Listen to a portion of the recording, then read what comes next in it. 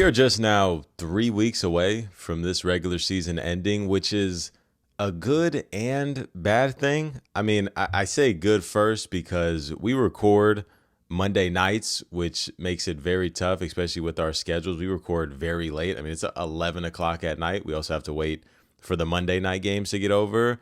And it's obviously a bad thing because football is coming to an end very shortly. It is rapidly approaching. But on the good side, we'll be able to record Sunday nights. So I'll be able to get, some nice sleep before the work week starts. But we got a jam-packed episode, a lot of good things to talk about, a lot of also unfortunate things to talk about that we'll go ahead and get into. But you know how we start each episode with pregame talk. What do you got for us today, Jaden? All right, so today we got, and this is going to factor in a little bit of Madden, all right? So I know me and you big Madden players. All right, let's see it. So you know how, each player, specifically Madden Ultimate Team, let me make that specific. Actually, I'm lying, because I guess in franchise they have this too, but I was thinking more of Ultimate Team. So you know how each player has like, what's the word? Like an archetype? Mm-hmm.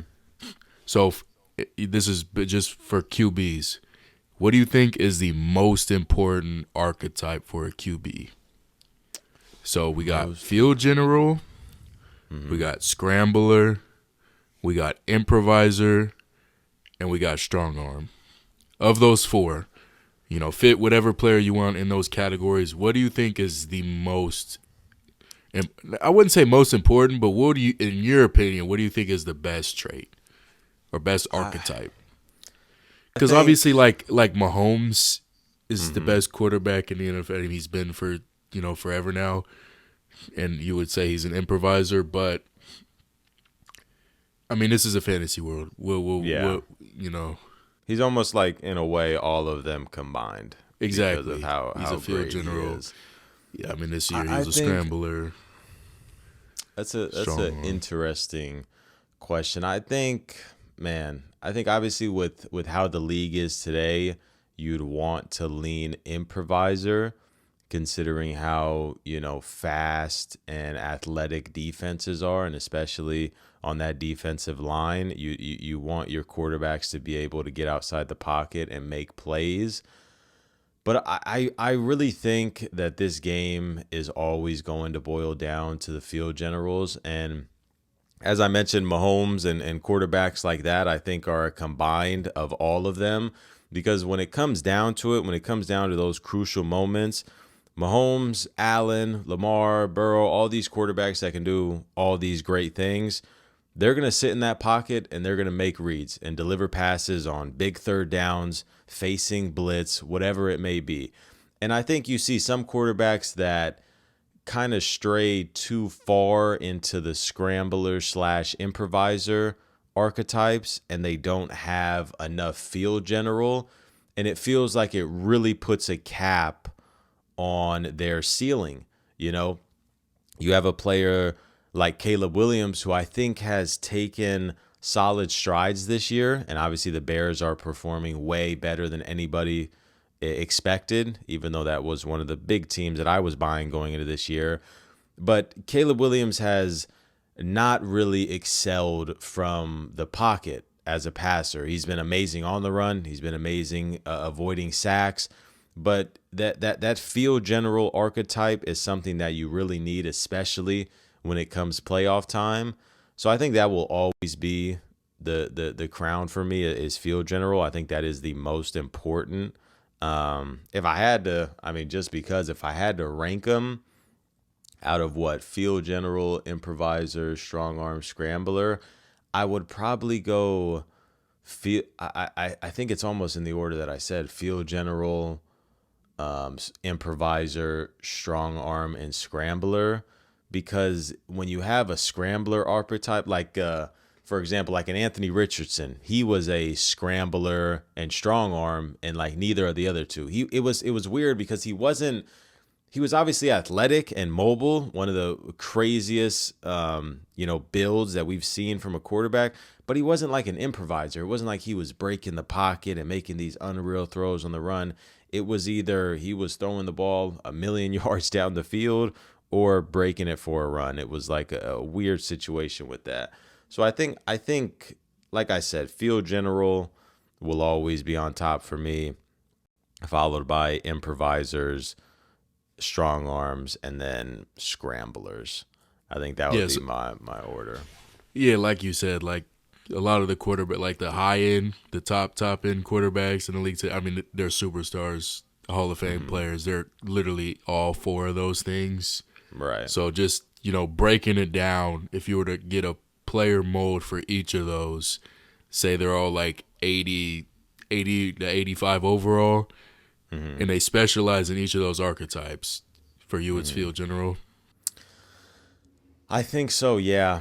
Because I think you look at some of the success that some quarterbacks have had in the have had in the league. I think like also if you look at it like this, to compare it to like real, NFL world, you can take a field general like an 80 to 80 overall field general further in this league than you can with any of those other archetypes. Right, that's a great point. Like a Jimmy Garoppolo.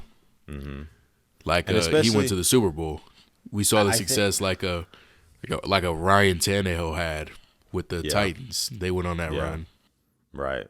And I think it boils down to if you have a field general who is smart enough and has the IQ, he's not going to make as many mistakes as the others would have, right? Like you have like a Jordan Love, who I would probably lean more in like the strong arm archetype, where it's like he is a big time shot taker and he's going to take some risks and throw the ball 60 yards down the field, ill-advised. And sometimes it's going to work. Sometimes it's not. It's going to hurt you and it's going to, succeed sometimes. But I think, that's a really good point that you say where you are able to go further with a field general just due to the IQ and, the non-turnover worthy plays. I mean, you see right now, Matthew Stafford is about to win an MVP, and he is as field general as it gets, the greatest quarterback of all time. Tom Brady is literally as field general as it gets.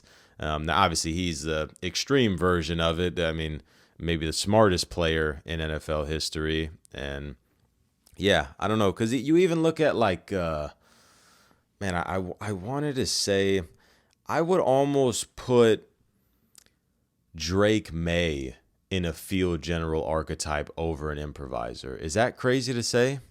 Even though he obviously is mobile, he is like a almost not a pure, but he delivers from the pocket about as much. I mean, that's the thing. Like with these quarterbacks, they're like everything. Yeah, right. Like 100%. Especially when he's so young, but like he does he's like a machine. He processes everything. He's got like the highest completion percentage in the NFL, and he can get out the pocket and make those ridiculous throws.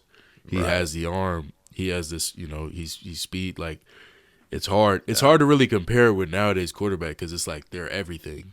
Mm-hmm.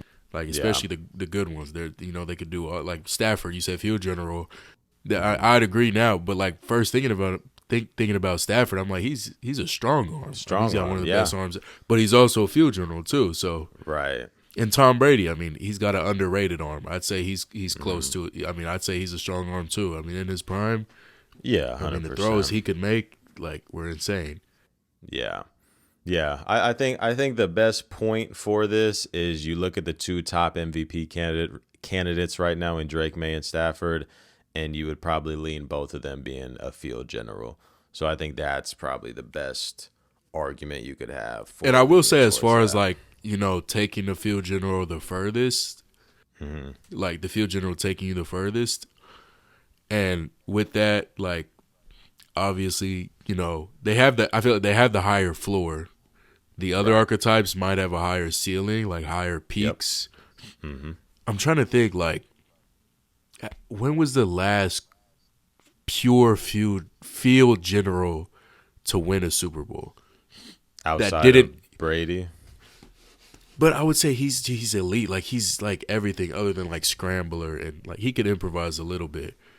But you know what I mean? Like like a Jimmy Garoppolo type. Like you know what I mean? Like not one of these elite, Mahomes or Burrow. I mean, I guess Burrow's kind of like a no. He's got a strong arm. What am I saying? Yeah, he's also like an improviser. Too. Yeah, but like you know what you get what I'm saying? Yeah, yeah. That's tough. Maybe. Ooh, I got it. No, wait. Yeah, he did. Breeze won a Super Bowl. Breeze 100% is there because even Breeze in his prime is not a strong arm.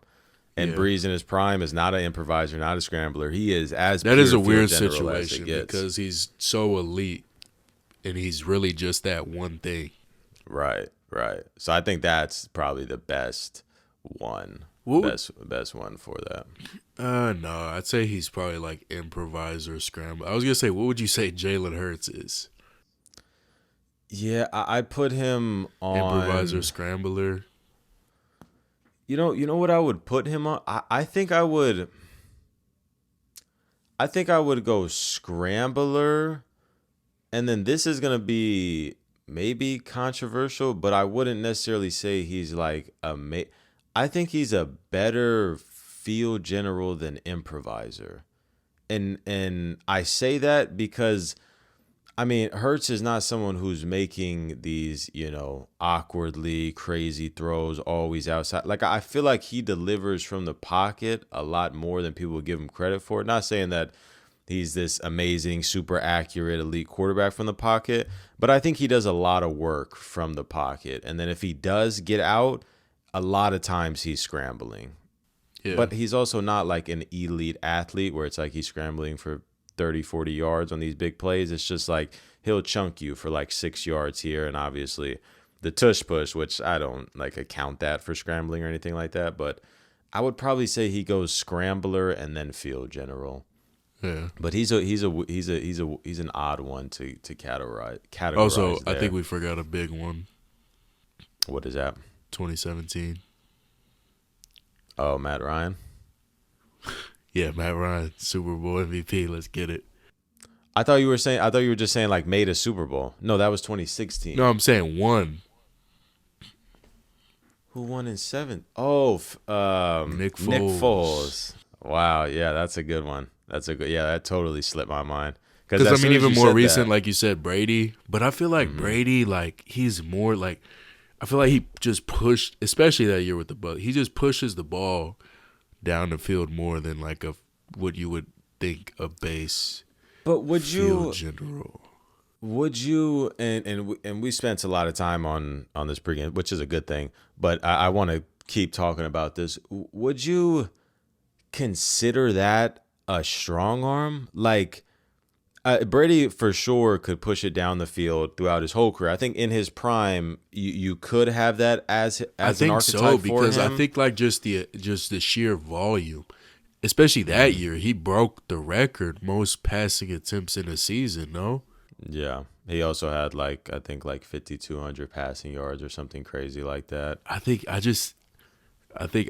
gotta say that's a strong arm. So where would that would Derek Carr be a strong arm archetype? I'm just thinking of quarterbacks, and I want to see where you think the line is at for strong arms because I think it's just different with Brady. Like just. It's also, I mean, it's with how you play, but it's also just, I don't know. It's kind of, how am I trying to word this? Like the way he just rips that shit, bro. Like just simple as that. Yeah. Especially that season. I get. And he's had seasons before that when he's younger where he's more field general like. But I think that season in particular, and maybe it's just the weapons he had. AB, prime Chris Godwin, prime younger Mike Evans. I think it's just maybe the offensive line, give him all the time in the world. Maybe it just made him more. I mean, he was just ripping that shit that year, dude. Yeah, it's just that's simple a good as point. So you're also factoring in, which I think is a given, but you're factoring in, velocity along with strong arm. Sure, yeah. Okay. But I just don't want to only look at that, so that's why I kind of want to look at more like, volume, how much you throw the ball, I guess, and not just check downs, just actually throwing it down the field, past the sticks, things like that. I don't know his numbers that season, but I'm sure they were pretty high. So what's interesting about this, would you I ranked the top 4 of field general, improviser, strong arm, scrambler. It almost feels, are you more of a strong arm over an improviser as far as that second place, or are you even a field general in first place? Like what is your ranking on that? I like field general at 1. It's hard to say. I think I value them, like in the same like probably tier. Equal. Yeah, I wouldn't comfortably fair. put improviser over strong arm like you, but I could hear argument for both. I do like a good strong arm, like even if they might be a cone in the pocket, like a Stafford at this point in his career, or Brady at that point. I mean, if you could just sling that bitch, you could sling it. Like, right. I don't know. Okay. I think that is a very appealing to point. me. In the So same this sense is as an improviser. Honestly. This is my last one that I want to touch on for this pregame talk, because it goes back to the Brady and the strong arm and field general. Would you consider current day, which technically I would probably say it's still his prime, would you consider Jared Goff a field general / strong arm?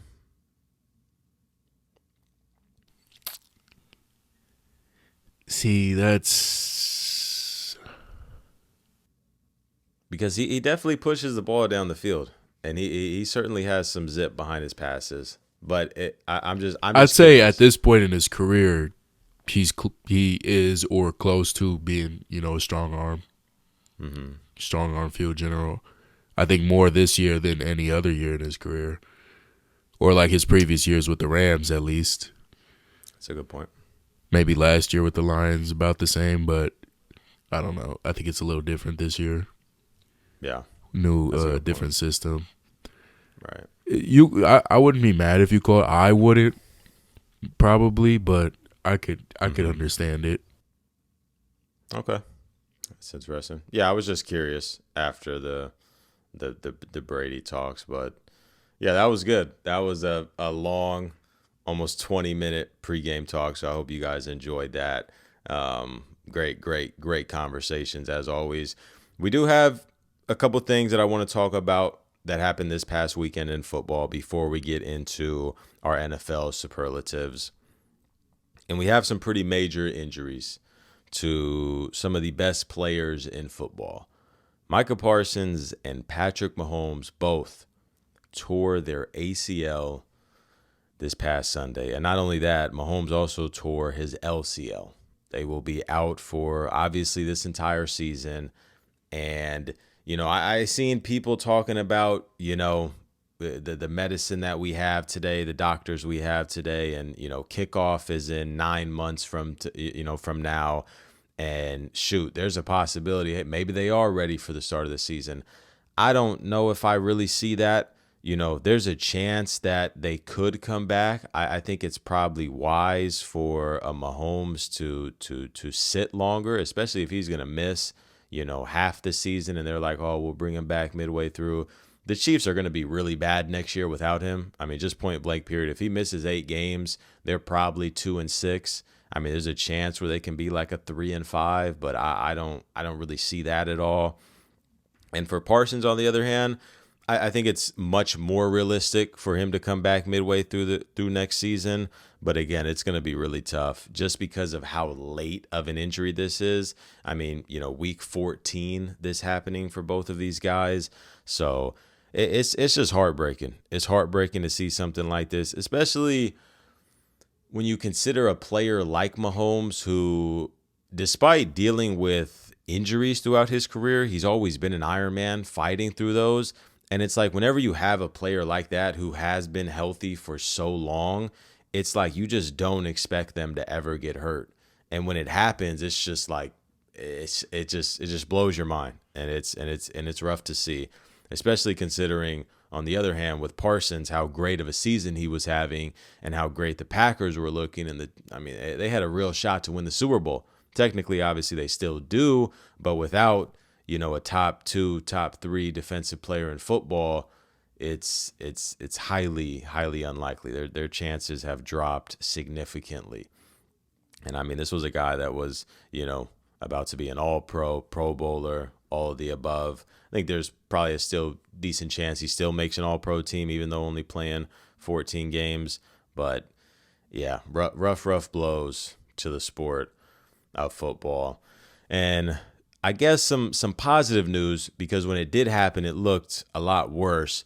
Davante Adams, who left Sunday's game with a hamstring injury, is considered week to week. That almost certainly knocks him out for Thursday Night Football, but it is simply an aggravation of what he was previously dealing with, not a new injury. Which, again, like I said, is great news, because this looked like it could have been on par with the other two. This looked like it could have been an Achilles.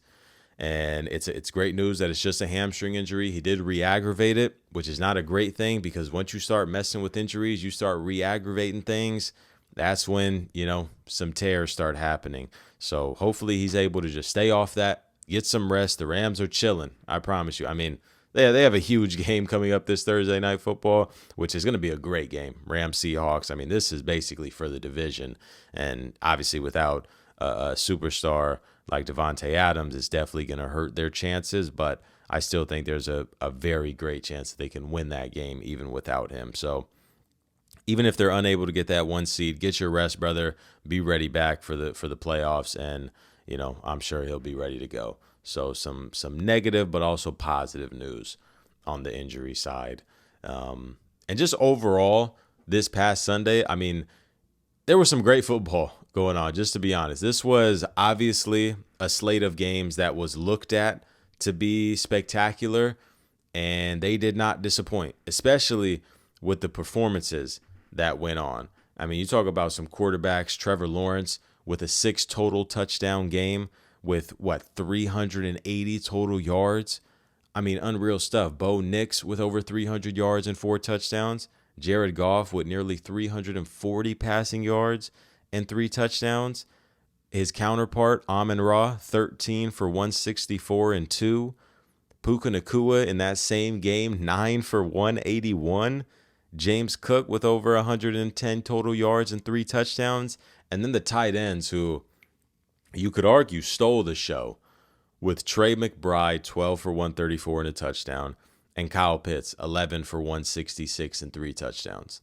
And mind you, this was the first week of the fantasy football playoffs. And, I was fortunate enough to have one of these players on my team that made the playoffs, but I also ended up, going against one of them as well. I had Kyle Pitts on my team, and I played against Trey McBride.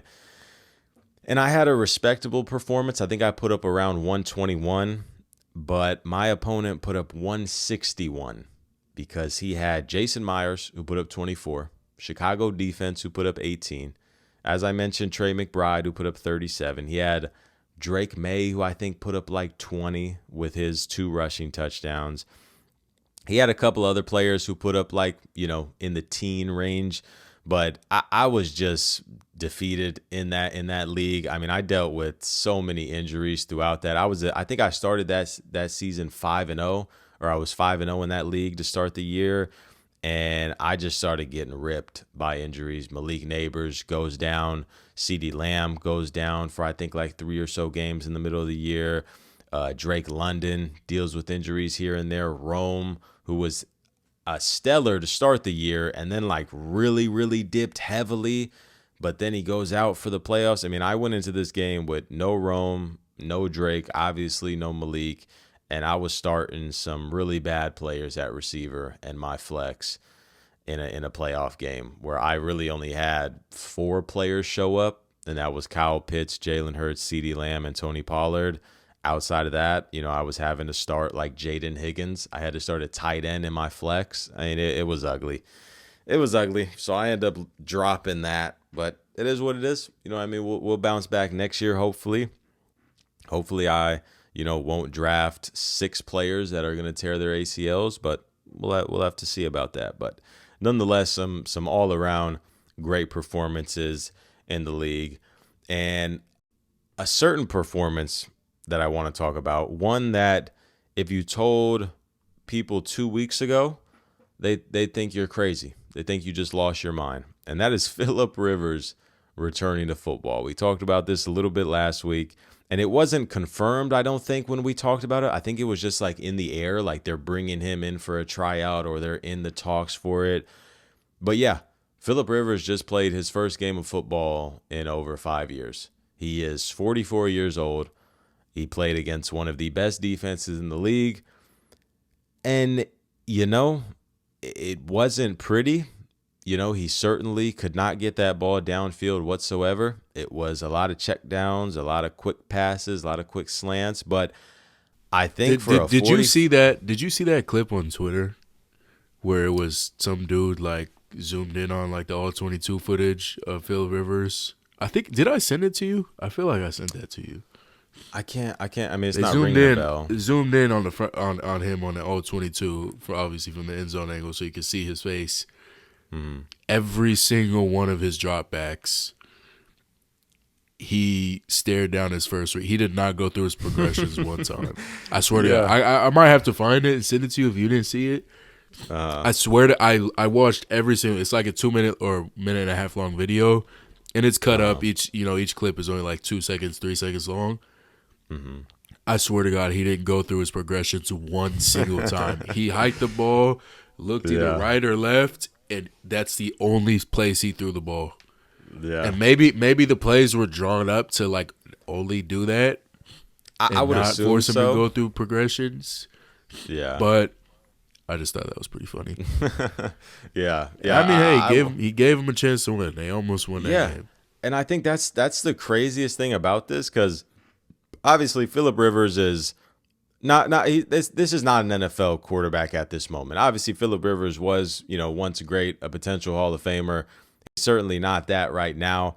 But I mean, to go into Seattle, which, I'm pretty sure they were playing at Seattle this game, and to give your team a chance to win is pretty crazy. Now, again, they were short on the playbook. There was not much that they could do with this. The Seattle was selling out to the run. Jonathan Taylor only averaged 3.5 yards per carry.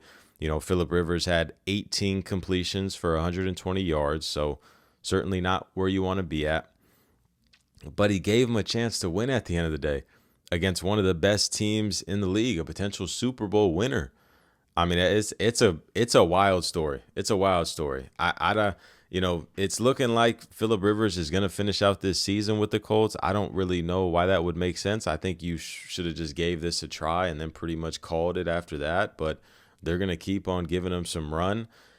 I don't know if it's going to turn out to anything. But again, if they can almost beat the Seahawks, and who knows, maybe they are able to rip off a game or two. Because, I mean, I certainly didn't see this coming. I thought that they were going to get steamrolled by them. And he gave him a chance. He didn't make too many mistakes. And, yeah, some crazy, wild stuff in the NFL from this past season, from big games to massive injuries to a 44-year-old starting quarterback not named Tom Brady. Some odd but also great things going on in the NFL. So that is all that I really wanted to touch on, talk about, things of that nature. And we might as well just get straight into it. Our NFL superlatives. We're going to be giving out some, I guess you can say awards in a way. Some most likely, some best, whatever, some worse, whatever it may be. I got 3 myself. Jaden himself also brought 3. And I'm excited for this. I'll go ahead and start us out. And this one may be a little biased, but this one was also a really difficult one to find a player that matched, because I didn't want to, give a cop-out answer. The title of this is Worst Player Who is Most Likely to Become a Superstar. Now, there are players like, a Cam Ward, who that's a cop-out. Obviously, he hasn't been amazing, but he has maybe the worst supporting cast in football, and he still is putting on some great film. That's an easy cop-out. I think Cam Ward has potential to be a top 10 quarterback in this league. You also have like a Michael Wilson who wasn't getting the target shares that he's getting now, and he looks like one of the best receivers in the league, having some unreal games. I think he had like a 15 for 185-yard game. He just had another respectable like 5 for 54 and a touchdown. Like, Michael Wilson's going to get paid once his contract up. If it's not with the Cardinals, it's going to be with someone else. He's going to get a lot of money for his performances. So I didn't want to just choose somebody like that who's a very easy one. I wanted to try to find somebody who isn't getting a lot of playing time, maybe isn't very much known in the NFL world, and isn't that Pro Bowl star thing, right? I kind of put a little bit of emphasis on it with superstar. I don't really mean like this guy is going to be a top 3 at his position, but, I would say a Pro Bowl caliber player more so. And the player that I chose was Thomas Booker. Again, I mentioned this being a little bit biased. Raiders defensive tackle who they traded for in the offseason for Ja'Cory Bennett. And Thomas Booker has impressed me this year. Despite not having a sack, only having 1 tackle for loss. Again, this is a player that is not the greatest right now, but I seriously see flashes of a Pro Bowl caliber player. He only has took 234 pass rush snaps this year, which is one of the lowest as far as when I was looking on when you can look at total pressures, it was one of the lowest in that range. He's accumulated 20 pressures, 17 hurries. He has one of the lowest missed tackle percentages in the league at 7.7. He has 3 passes defended, which I think is tied 4th for interior defensive linemen, or 3rd, which again, he's on a limited snap count. He plays about 40 to 50% of snaps a game. And he also has 37 total tackles, which again, compared to everybody in that range, he is about 100 snaps down from everybody. So this is a player that, again, is not popping off at the stat sheet. But once you look at the deeper numbers, a player that is not getting a ton of snaps, not getting a ton of reps, and is still doing some great things with his time, I think Thomas Booker in the right position could be a Pro Bowl level player. I think this is a guy that can walk out there and have a season with 40, 50 pressures, with 6 to 8 sacks in a year. I think it's very, very likely. So the worst player who is most likely to become a superstar goes to Thomas Booker for me. That is my first NFL superlative. For your first one, which one are you going with? My first superlative, I'm going to do best uniforms. I want to take a couple jabs at it. Can I try to guess? Sure. I got 2. I got 2 winners or a winner and a runner-up. I don't care.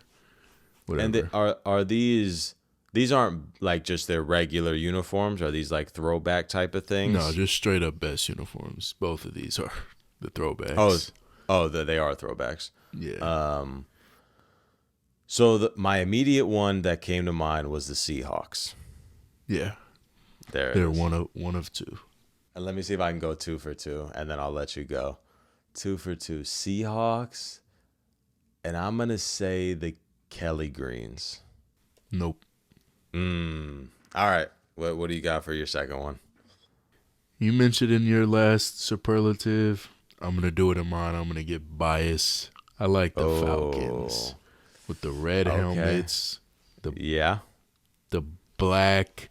I wish it was black out. I wish the pants were black. Mm-hmm. The white still looks good, though. Don't get me wrong. I still like the white pants. I think it would look better if we went black pants, but I think the helmet carries, in my opinion. I think that's the best damn helmet in the league. Maybe I'm being biased, but I really like that red helmet. You know what? We just wore it this past Thursday. What frustrates me so much about the Raiders, and I hate to bring this back to them because I hate this team, trust me, but I just hate that the Raiders have never had an all-black uniform. I just hate it with the helmet. I hate it. I hate that that's not a thing. I just don't get it. I don't know why we can't have a Ravens type of look or the Bengals with their all white. Like, I don't know why the Raiders have never done that. It frustrates me. But anyway, yeah, those are some good ones. I knew the Seahawks would be up there. I mean, those just look so clean. I remember when they did that official picture. I think it was like a few years ago now with DK, and obviously that guy can look good in anything. But those uniforms are just those. I didn't say anything, but those uniforms are stellar. So those are some good picks, and I mean it's rightfully so. You gotta be biased every now and then. I do think those Falcons one are clean though. Those old school logos, like even though it's in a way, it's weird because it's like I like the newer logo better, but I also like I don't know. It's a weird thing because that old logo looks odd, but it also looks so clean on those uniforms and on the helmets. Like I don't know. It's weird, but those are some good picks. My second superlative that I have is best rebuild. And this is going to go to a team that me and Jaden have both not necessarily talked super highly of. Obviously, Jaden is not a big fan of this team at all. But it's going to be the Denver Broncos. And I know it's a little bit weird because it's not your typical rebuild. This team hasn't had like a top 3 to top 5 pick for multiple years in a row or anything like that. But this is a team that had been, pretty either average or, in the gutter since the Manning era has ended. I mean, from 2016 to 2022, you're talking about 9-7, 5-11, 6-10, 7-9, 5-11, 7-10, 5-12. I mean, finishing fourth in the division for 3 consecutive years. This was a team that looked to have really no future, especially after trading for Russell Wilson, giving up that draft capital, giving him that massive contract. It looked like, man, the Broncos are about to hit a rock here, and they're going to be down again for a long time. And it's going to be tough to bounce back from this. But they somehow did. And they did that through the draft. They did that through free agency. They did that for trading for a Hall of Famer at head coach. And this team is the first seed in the AFC. And despite what we may say, anybody may say, this team is a sleeping giant. This team can legitimately go out there and win the Super Bowl this year. And it's not crazy to say that. I get it. We may not believe in them. We may think Bo Nix is a fluke. This team is 12-2. Bo Nix is playing complimentary football. He just went out there and had a great game against the Packers, despite obviously, them dealing with a ton of injuries. And it's a team that has hit on draft pick after draft pick, despite not having a first-round pick back-to-back years, 2022 and 2023. 2017, Garrett Bowles. 2018, Cortland Sutton. 2021, the big one, Patrick Surtain, Quinn Miners, Jonathan Cooper. I mean, those are all pro-level players, 3 of them. I mean, Jonathan Cooper is more of like a second-team potential guy. The other 2 are literally first-team all-pro players. Nick Bonito the next year, again, another all-pro player. Marvin Mims, an all-pro returner. Riley Moss, who was a fine cornerback too. Bo Nix, your franchise guy. Troy Franklin, who's been a very solid option this year at receiver. And then 2025 with some guys in R.J. Harvey and Jahdae Barron, who R.J.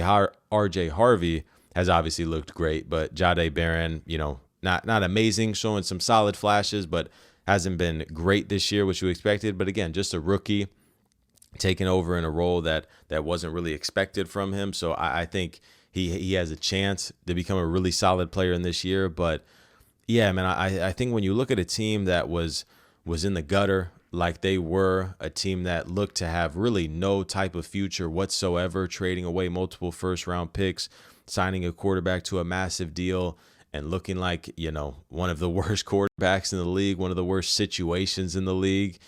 And for them to bounce back in the way they have, just hitting on player after player after player, making great signings after signings. I mean, the Bronco, I got to tip my cap, man. Obviously, it's an AFC West rival, but I don't hold none of those grudges. I got to tip my hat when it's due. And for me, best rebuild award goes to the Denver Broncos. So I know you may have not enjoyed that Bronco love, but what do you got for your next superlative? My next superlative is going to be the worst player / starter. I just pre-guesses. I think this is going to be an offensive lineman, but let's see where Absolutely. you go. Yeah. Who do you got? Do you have a guess? This? Or you just said that because that's easy. I think there's a lot of offensive linemen that should not be starting in the league. You look at the Seahawks with, Anthony Bradford. That is the player, Anthony fucking Bradford. Yeah, that's he is awful. Yeah. I think the amount of breakdowns and clips of hit, Yeah. bro, you just watch a Seahawks game and he just stands out like a sore thumb. That motherfucker is Humpty Dumpty. He is on the ground. He's on the ground more than the running back is, bro. Yeah. That ass. It's funny. I'm on a few different teams on Twitter for some reason. I get a lot of Bears and I get a lot of Seahawks. And yeah, I see a lot of Seahawks fans, calling for his head. Along with who I also thought could have potentially won this world was I never know how to say his last name, but I believe it's Daniel Falele or Falale for the Ravens. For the Ravens, yeah. He is, he commits war crimes every single Sunday. It is genuinely putrid that he is a starter in this league. But I definitely Anthony saw that Bradford, coming. he is just awful.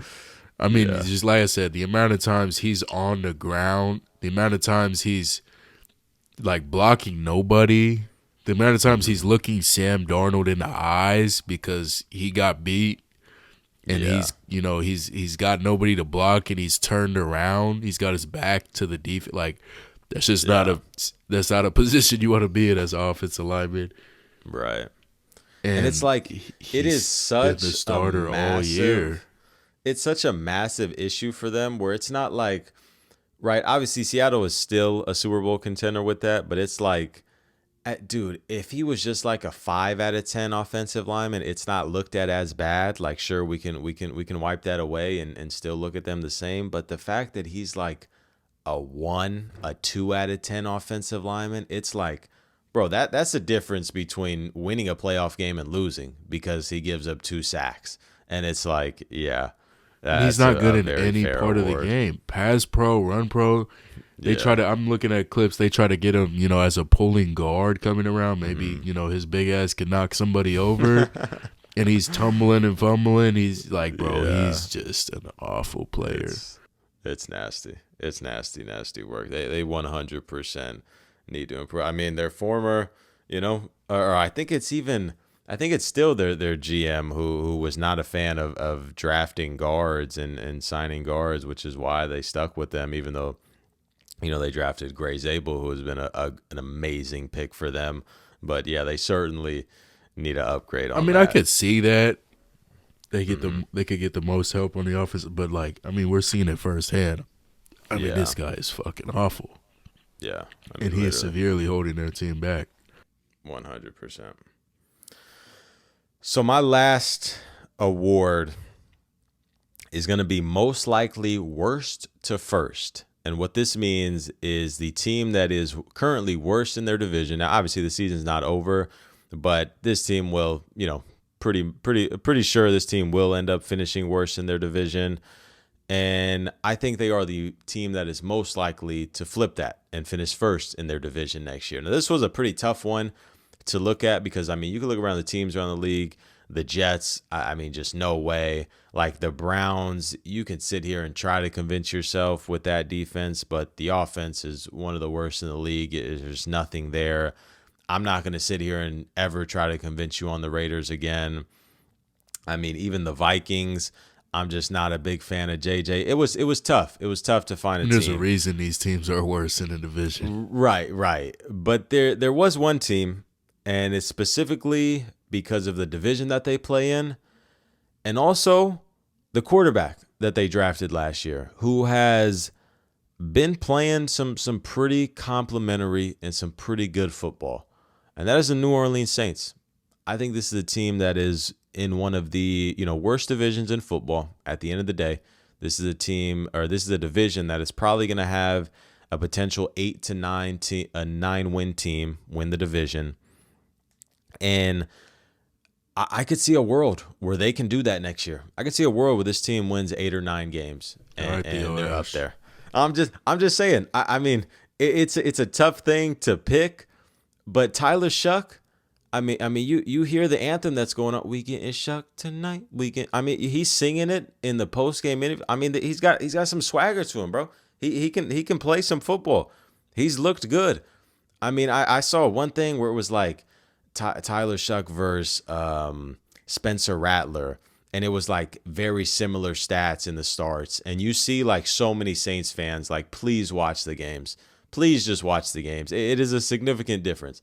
Tyler Shuck has been playing some very solid football for a rookie who didn't have the craziest expectations coming into the year. And in a scenario, or in a situation, I should say, that is not super ideal. They've got some solid weapons out there. Obviously, Chris Olave is a great player, but you trade Rashid Shaheed, and it's like, they don't have a ton out there. Their offensive line isn't spectacular, and he's been playing some pretty good football. So, if you told me next year the Saints win 8 games, 9 games, and they win their division, I'm not going to call you crazy.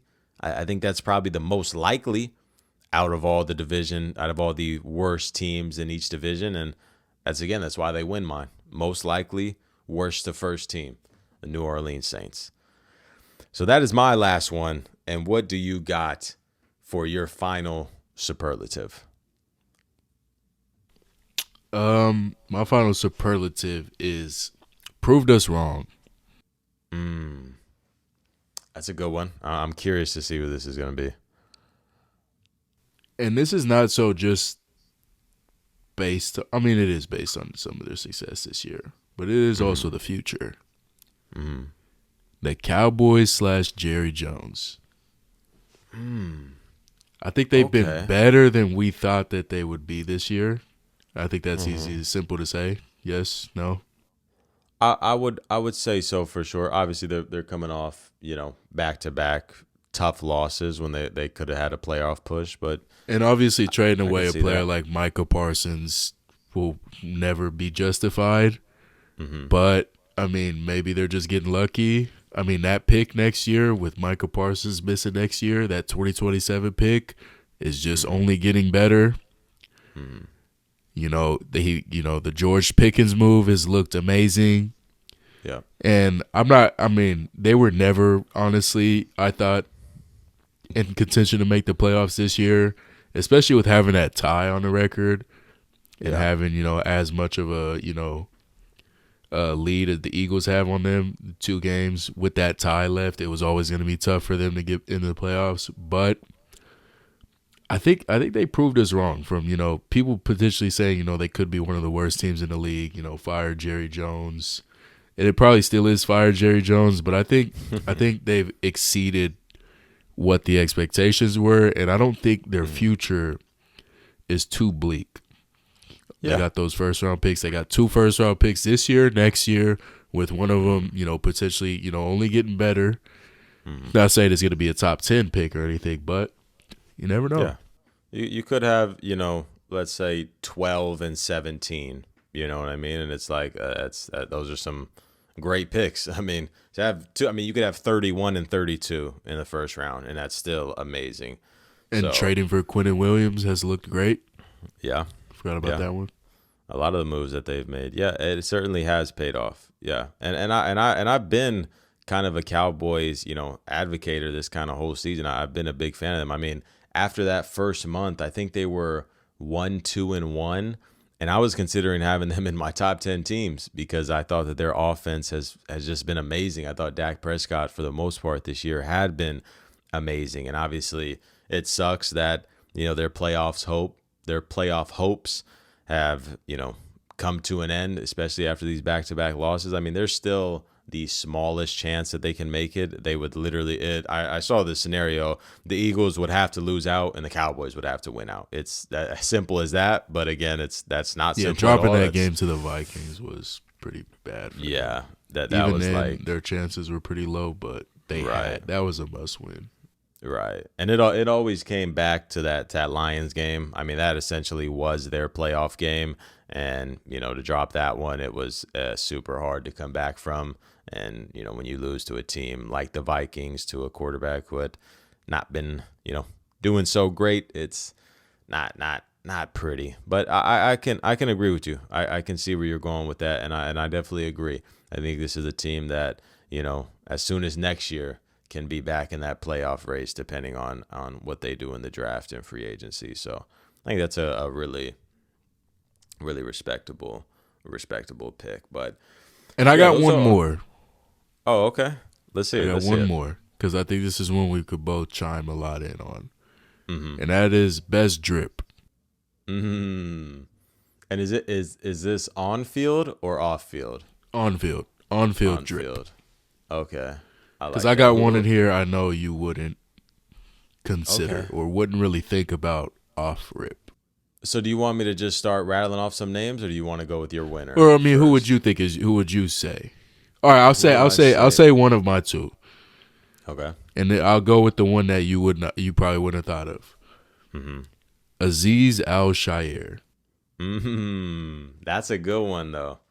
I can see it because he's a big like armband guy, isn't he? Yeah, he's got an arm sleeve with an arm brace over the sleeve. He's also got an armband on his right arm. He's got leg sleeve. All his legs are covered up. His number 0 as a linebacker is pretty sweet. That's tough. Yeah, I think the captain patch. Some players are fortunate to get that, but I think the captain patch makes it even look any better. Yeah, I know he probably stole that. That little like the arm sleeve with the arm brace from Dre Greenlaw. I think Dre Greenlaw does that too, but I think he does it better. Yeah, I think he looks really sick out there.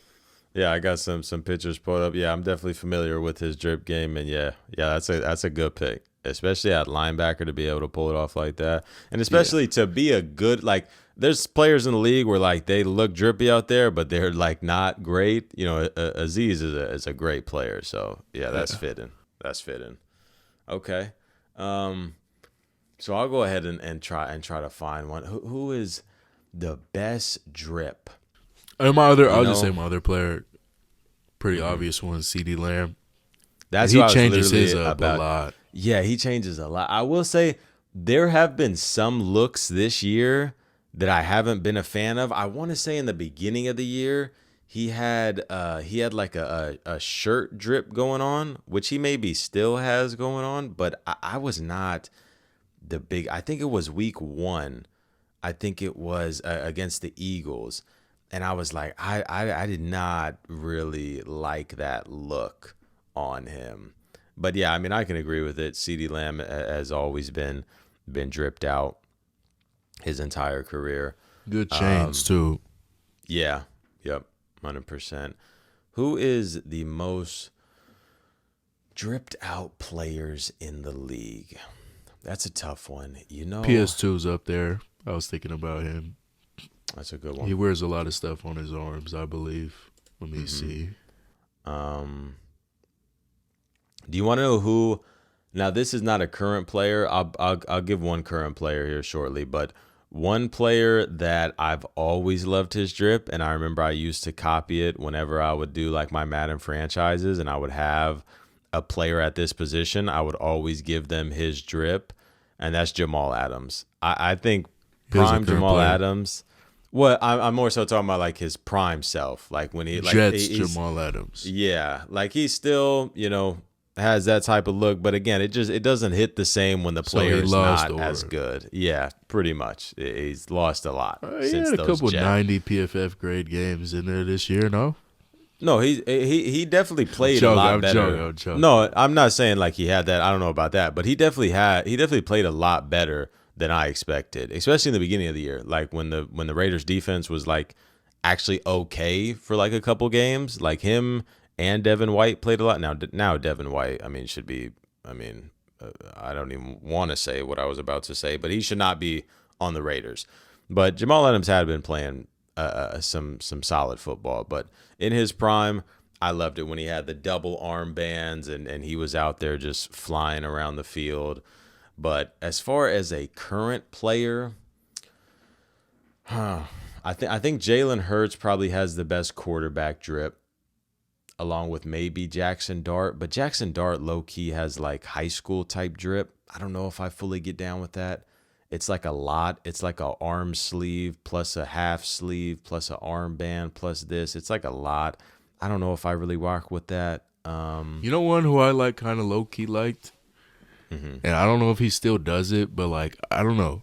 Justin Fields and the Bears, like with the full leg compression pants. He had the splints on his cleats with the high top cleat. I don't know. It just looked tough.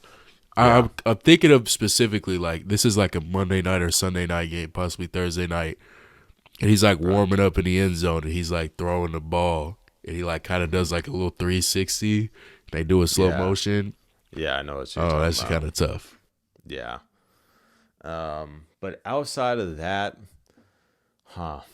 that's tough. I think, man, I'm trying to think of running backs, receivers that I really like their drip. I think there's obvious ones like the LSU boys with Jay Jettas and Chase. You know who's a simple one? And I'll leave it at this. This will be my last one. And this type of clean drip is just what I always have loved. It's why I like, some of the NBA players that I do. And that's when they have just one armband on like their left or right arm, and it's just like right in between their elbow and their wrist. Malik Neighbors does that a lot. Devontae Adams does that a lot. And I bring that back to the NBA because that was a thing. Kobe had it more on his bicep, same with like Tatum. But the NFL players, they'll bring it down to more of their forearm, which I like that, bro. Like that like when Malik Neighbors does that, Devontae Adams, like that is just so simple and clean. Like, I don't know. I like armbands when they're just like that, like just like calm, cool drip, like nothing too crazy, but like it's more like, this is kind of crazy. I'm 23 years old, but it's like their aura, bro. It's like Neighbors just got an aura to him when he's out there. The number one with the hanging, mouthpiece and the armband. I don't know. I think it's more than that for you. What is that? Because you go from like Jamal Adams and he's like the most. Yeah. To now you only like the simple stuff. So I think I think it's more about the player for you. I think with Adams, I don't know. I again though, he did. I think I'm just an armband guy. I think that's what it boils down to. Because so if anybody did that, you think it'd be tough? Are you talking about from Adams, or are you talking about just the one armband? If anybody did that one armband. Anybody could pull that off, or no? I think if you're elite, I think it helps a lot. Like I don't think Jettas could pull it off, but I think Chase could pull it off. I think it's also, I think it's the swag you bring. I think Chase has pulled that look off before. I think Chase has been a one arm. Yeah, I think he does that this year. But I don't know. I think that's really clean. I think it's simple. I don't know. I don't know. I think I'm just an armband because, as I mentioned, Hurts is a guy who also has had armbands on his forearms, and that's a part of his drip. I think I'm just an armband guy. I think that's all it is. I think I just stray that way, which is it makes sense. But yeah, that's all the NFL talk, all the superlatives that we have to get out. We have one small thing for pregame talk, or not pregame talk, off the field that I wanted to talk about. We haven't done this much. We're going to have a lot to talk about next episode because this weekend we're gonna go watch the new Avatar movie, which in itself is a big talking point. But the big thing with that, we're going to watch this in IMAX, which I want to say is the only screenings that are showing this.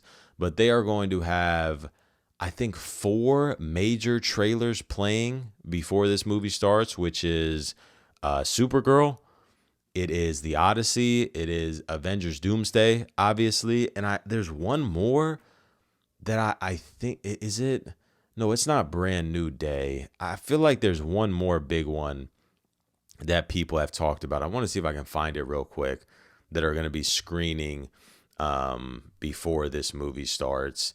But yeah, I'm hyped to go see this. The first 2 Avatars were obviously amazing movies, some of the highest grossing movies of all time. Going to watch it in IMAX. We've done that with a lot of, the bigger movies that have came out. We're pretty big into movies, like going for it for the experience.